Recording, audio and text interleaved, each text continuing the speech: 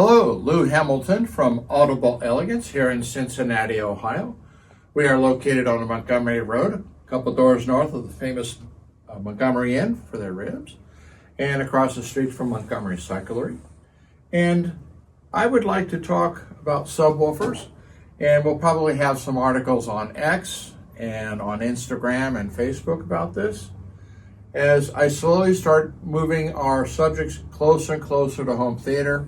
And there's some real goodies coming up for you folks. But tonight, I'm going to look at it from both stereo and for home theater. And the question comes up, is one subwoofer enough, or should I have two? And there's actually a very valid case for two. And my personal use is I use smaller subwoofers in tandem, as opposed to one gigantic one, even though it may be a better subwoofer, because of what I'm about to talk about. And that is the shape of any room, windows and all sorts of things, has various sort of peaks and valleys in the frequency response. And a single subwoofer may address some of it, but where you put the subwoofers may not always be the same. I talked about that in an earlier video. So you might have one because of the various aspects, acoustical aspects of the room.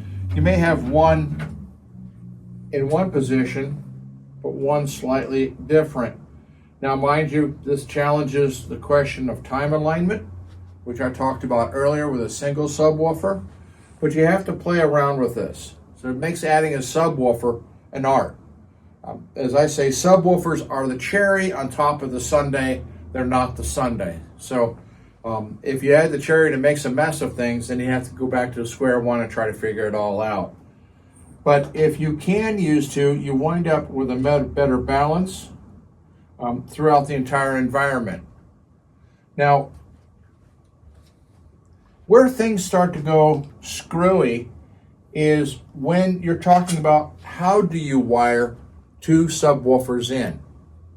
Because oftentimes on the back of your panel, you have a single subwoofer out. And the most mistakes are made with two subwoofers by, it could be a Y cable, it can be all sorts of things. Maybe you put a Y adapter on here. So you have one cable running here, the second cable, running here. And what happens is you wind up loading this output a little weird because it's trying to drive two cables. And the way you really want to do it for performance with a single out is you bring the cable out to the first subwoofer. That's where you put the Y, and then it daisy chains onto the next.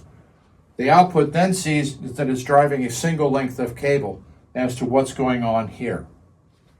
This is something I covered, 30 years ago with John Russell, who was with Bryson at that time, talking about how to get real performance out of the subwoofers.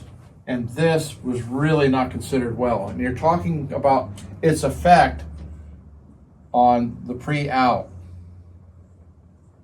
So I do like two subwoofers, but I also wire them this way. I don't try to daisy chain it.